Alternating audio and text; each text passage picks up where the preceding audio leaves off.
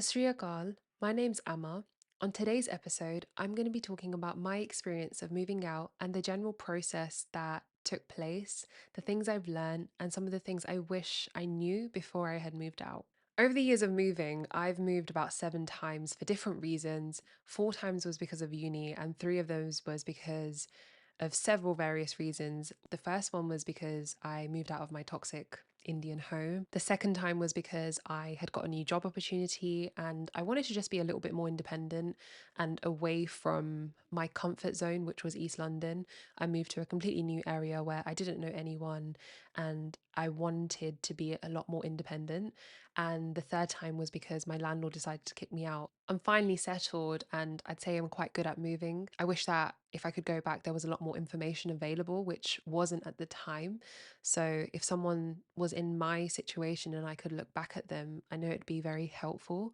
So let's talk about it. Some of the things that I wish I knew was the fact that moving out and the whole idea of it is very glorified, that it's not all roses and sunshine, that there's going to be dark days, it's going to be very lonely at times, but it is very worth it in the end. The hardest part for me when it comes to moving out was the mental effect that it had on me. Now, it took me about 6 months to finally settle down and come out of survival mode and feel like I could call my space home. So, when I finally had the chance to just sit down and process what on earth I had gone through for the last 10 years was undoubtedly just very difficult and very emotional. So, having to calm your anxiety and allow yourself to feel in a space where no one is shouting at you, it's no longer toxic and it's completely silent, it gives you the chance to actually deep what the hell has just happened. And that was very difficult for me. After some time, I also understood that things would have never gotten better if I had decided not to leave. Even though in my head I thought, oh, maybe if I had stayed and, if I had just waited it out, things would have gotten better, but they wouldn't have had. And to finally understand that even after 3 years and I'm fully independent and I'm fully settled, there's still a level of accountability that certain family members and relatives still haven't taken. It's very half hearted, and I had to understand that that is something that they would never take accountability for. So that was also very difficult to process and might be something that you would need to process as well, since you'd be leaving a very toxic and unhealthy environment. So, the need for having a very strong support system, so having really supportive friends and someone you can talk to is so important. And I've said this many times on my previous episodes that I would not be here or as strong as I am without my friends and having someone to talk to and, you know, being able to rely on so many of these lovely people to just be emotional and talk and be myself. So I will forever be grateful that my friends were there to help me when I moved out and when I needed free therapy. So I'd always say have a strong support system. I remember on the day when I was moving, my parents had left quite early in the morning and had kind of intended to never see me again. And yeah, it was really hard to deal with that, but I feel like I had already kind of digested that this was going to happen and there was no going back. I felt very numb, but also very, it is what it is. It's going to happen anyway, and we'll see how the journey goes. The first thing that I did before even moving out was keeping my mouth shut about this whole wanting to move out. I did not tell a single soul within my family or relatives. It was only my close friends who knew at the time that I'm about to move out. I wouldn't say a word until you have signed that contract.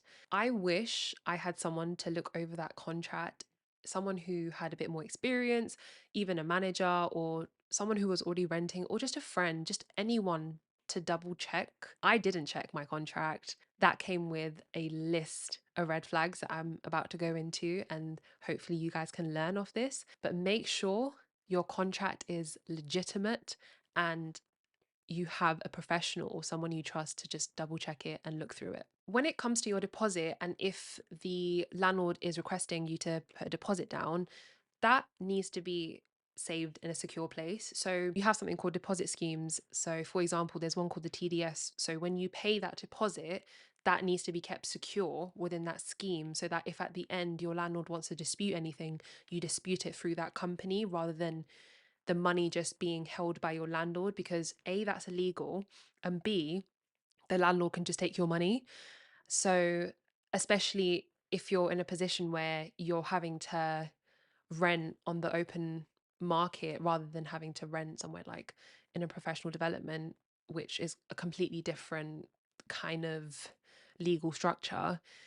If you're having to rent with a private landlord, make sure everything you have discussed is in writing and is secure and legitimate and professional. The contract that I had was literally drafted up on a Word document, had so many spelling mistakes in it, and was definitely very dodgy. But I was desperate, and that's what I signed up for at the time. So I'm here to tell the tale. Secondly, I would definitely recommend having at least 4 to 6 months of savings, because life is unpredictable.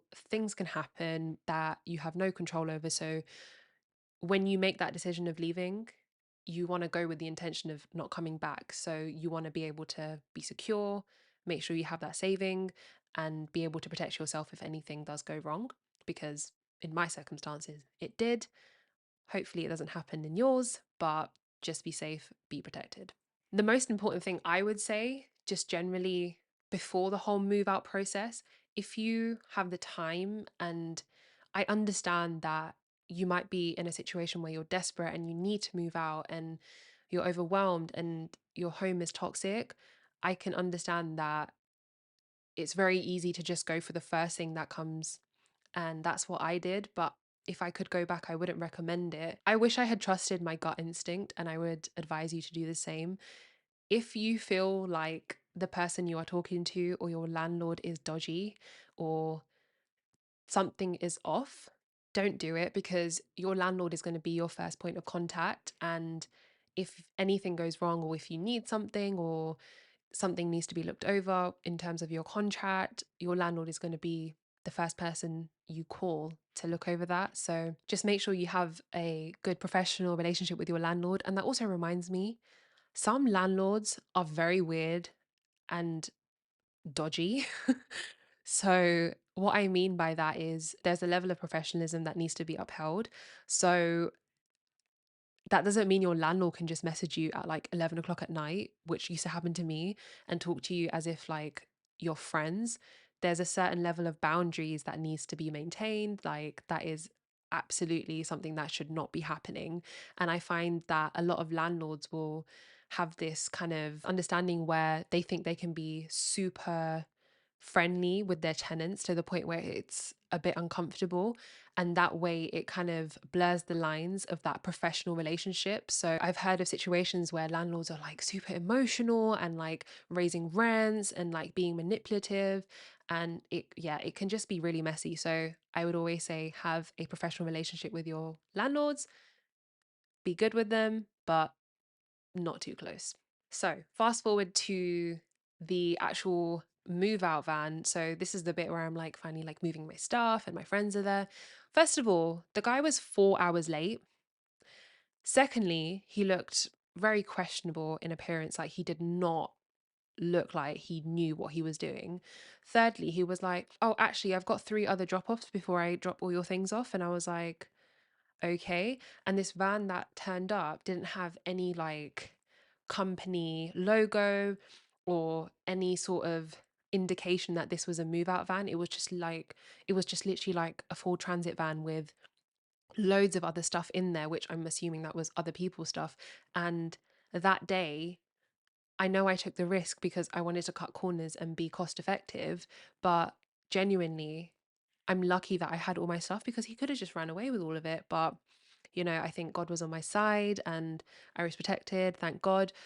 But if I could go back, I wish I had invested in a better move out company, because it's not worth the risk. And when it's your belongings, it's not even worth them being damaged or them being lost. And everything needs to be tracked, signed, all in writing, so that there's no risk of anything going wrong, especially for the fact that he turned up late. That I should have known then. It was just, not a good sign. Anyway, now this point might be a little bit debatable, but when I moved out, I decided not to tell my parents where I live for the first 2 years, I think, because I wanted to feel complete freedom. If you're Desi or from an ethnic background, with strict parents, like for me, anyways, I wasn't allowed to go to the corner shop. I had to always ask to go out, and the freedom I had was lacking. So the first time I had that freedom to just choose what I wanted to do, I felt almost feral. I was like, I don't know what to do with this freedom. Like, I just wanted to get some pizza and just be out late without having anyone question my whereabouts was such a, I don't even have the words. It was honestly such a relief. I felt like I could breathe again. Over the 2 years, it really did help with reducing my anxiety of not having to worry that my family or one of my relatives is going to turn up in front of my house, or someone's going to stalk me, um or someone's going to knock at my door and question me or create a scene of any kind. That I could finally just breathe and not live in fear. So that's why I say I'd recommend not telling your parents where you live. And I understand there's obviously a level of safety that you might want to have just in case something happens, but just tell a friend where you live. It's fine. You're going to be fine. You got this. Also, it's very common within Asian culture to have open doors to family, friends, strangers. And I stand by this as like my core boundaries to this day, that don't invite people over to your house because you have people pleasing tendencies.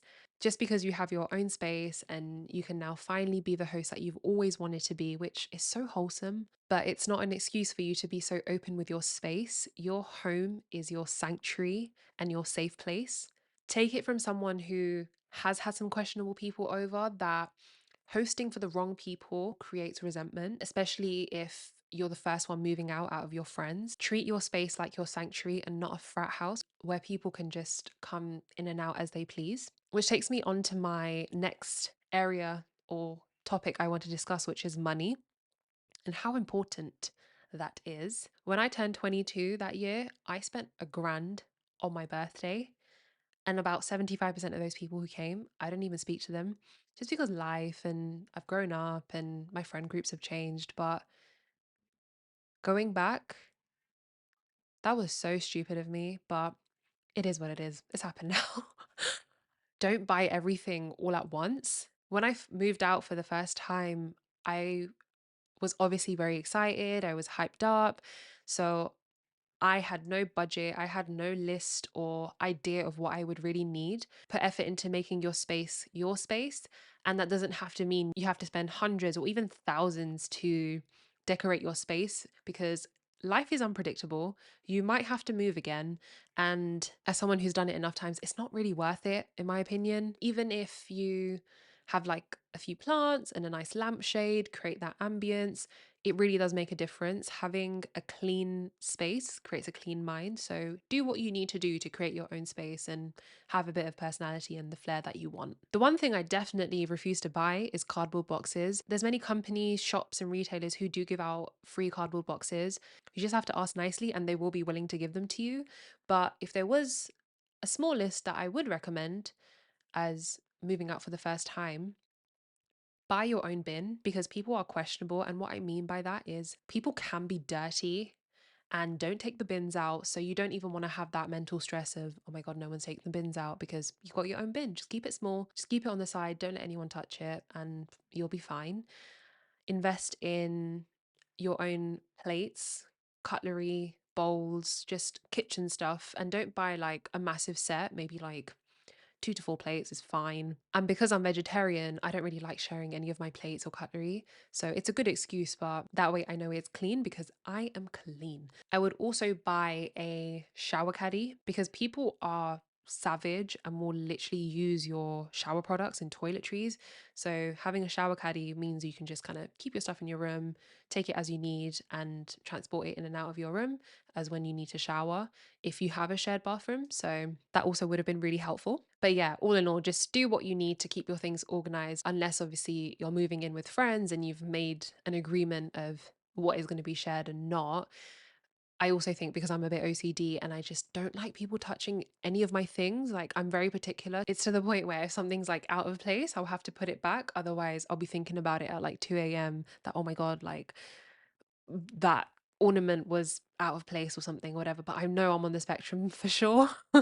So it's fine. It helps me sleep at night. So, despite all the ups and downs I've experienced throughout the years, and the things I've said is only a very small element of it, but more of the helpful elements, I would still recommend a house share because the economy, number one, we're now in recession. I understand that the rental market, especially within London, is an absolute joke, but with enough persistence and will, you will be able to find something. It sometimes can take around 3 to 4 months to find the room that you want or the space that you're looking for. But if I've done it about 7, 8 times, you can do it as well. Just stay persistent, stay at it, keep on top of your emails. You'll be fine. You will find the space that you want for yourself. I also feel like with a house share, you learn to compromise and be a lot more understanding of how other people have been raised and their certain quirks and the things they do in terms of how they live, right? Because people can be really messy or super OCD and neat freaks and have certain things they like to do. For me, I know that the day I decide to buy my own house, it's just going to be life changing. Like that feeling is going to be unmatched because I know the compromises I have made are unreal. It has helped me be a lot more understanding.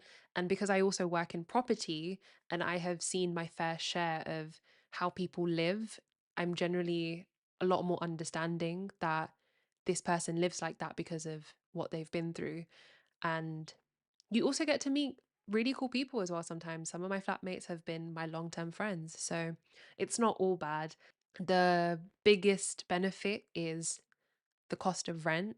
Yes, rent is expensive, but it is going to be by far a lot less than you would ever pay if you were living completely by yourself in a flat somewhere in London, especially because the prices are extortionate. And with the current time period, and as I said, we're in recession, there is no way I could afford to live by myself as well as save, enjoy life, and go out and be able to just live a little bit. I'd quite literally just be living paycheck to paycheck, which is not ideal. So, going for a house share for the first time you're moving out just might be the best way for you to get yourself on your feet. I also want to mention for the older generation, if you guys are watching, that if you are having issues within your home, especially ethnic homes, please create a space for your children to grow up and understand that they are not kids anymore, that there comes a certain age where they also need to have the autonomy to want to have a little bit more freedom or be able to have their own space and feel as though that they can also be free. I know that if I ever decide to have children, that I would definitely make them pay rent and save some of the money for them in the future. Psychologically, it would make them feel more independent, that they can have a little bit more say over their space. I'd have a change in boundaries and the general dynamic that there should be a level of mutual respect, first and foremost, regardless of your age. Secondly, that I would rather live as loving flatmates or friends rather than you're my child and I have to tell you what to do and have have them feeling like as if I'm controlling them. And for me, that was one of my biggest issues where I felt like I had no control over my own space. Yes, I didn't pay rent at my parents' house when I moved back, which is also very common in ethnic households. But if my parents had the emotional maturity to have those boundaries, that means we change the dynamic in how we live and we live together harmoniously. But that was just not an option for me. So I will make sure that that is an option for my child, that they'll never feel like I'm pushing them out, that they always have a safe place to live and understand the importance of independence and setting yourself up if you can. That's why for me, even though I didn't have that, I have to say I am proud that I took whatever my situation was and I just had to make it work. And it did work. So it's taken 3 years, but I did it, and if I can do it, so can you. All in all, living by yourself is, I don't know, there's good and there's bad. I hate when I'm sick. I feel like there's no one to take care of me like my mum could have taken care of me. She'd always bring me food and take care of me and bring me water if I needed something. It was nice to just have someone there. When you live by yourself, you'll come to quickly realize that you are your own nurse, which kind of sucks sometimes, but it is what it is. It can also get very lonely. So that's why I said that it's important to take yourself out and try and socialize by yourself so that you are comfortable within your own company and the loneliness gets a little bit easier over time. I also hate having to cook when I'm exhausted. Coming back from work with your mum having your dinner prepared is an unmatched feeling. It's always nice to have someone else cook for you, and I will never take that for granted. Cleaning is never ending. I kid you not. Every week I clean my room, every week it gathers dust. And I'm a clean person, so cleaning never ends. I hate that landlords don't fix anything. They will just say, oh, yeah, yeah, we're on it, we're on it. They don't fix anything. Get used to it. It's nothing new. Landlords just don't like fixing things because a lot of them are just tight. And lastly, I really dislike that people live like animals and lack home training. If you've lived with a sibling who is messy or know what it's like to live in a messy house, trust me, trust me when I say living in a house share and understanding how people live will blow your mind, but it will also make you less judgmental and more understanding. Some of the things I do love though is the fact that I don't have to think about anyone else. When I come home, I just have to think about me. I don't have to think about talking to someone. I have my own space.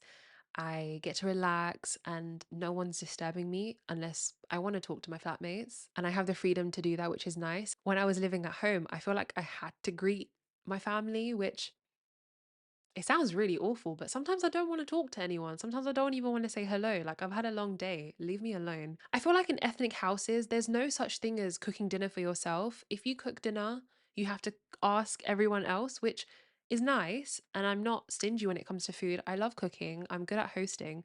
But sometimes I don't want to have to cook for 6 people. I just want to cook for myself. Like, I don't want to have that pressure of having to make a gourmet meal and it actually having to taste nice, because there's times where my food doesn't taste nice and I don't care. It does the job and it will feed me and I'll be fine. So, for me personally, one of the nicest feelings is waking up and not having to hear my mum yapping down the phone to India at like 4 a.m. or my dad having to watch like Sikh channel news every day and then like debating with his friends and being all political. If you know what an Asian house is like at 8 a.m. on a Saturday morning, oh my God. I miss it, but I don't miss it. Like, the peace I have is unmatched and no one disturbs me. So that is a very great feeling to have. And that brings me to the end of this episode. I hope you guys enjoyed it. For anyone who is moving out or thinking of moving out, who's in a situation of leaving a toxic household, feel free to message me. I've done it. I know what I'm talking about, even though I haven't covered my whole life story because that would take me forever. I've tried to cover as many points that were important to me or stood out that I feel as though if I had listened to a couple of years ago would be super helpful. And just know that if I can do it, so can you. It's not easy living a house that you grew up in, that you've known your family for so long, especially if it was abusive. And I know that I haven't been able to fully create the picture of what I truly went through, and I don't know if I ever could. But believe me when I say that things were not easy when I was at home. I really did go through a lot, and leaving my house was by far the best decision I made for myself. I have no regrets. It was very liberating, and even after leaving and facing many difficulties with my parents and my relatives and still going through it sometimes, nothing will ever match that feeling of knowing I have peace. I would rather pay money for my mental peace than live at home and pay with my mental health. So, if it is something that you are thinking of doing, go for it. feel free to message me. Best of luck. You've got this. If I can do it, so can you. I thank everyone for watching this episode. It's definitely not easy doing a podcast whilst working full time. It's almost 10:30 right now, and again, I feel very glad that I've recorded this and trying my best to stay consistent. I'm not giving up. So, I thank you so much for listening or watching, and I'll see you guys very soon. Thank you. Dhanyavad. Sat Shri Akal. Bye.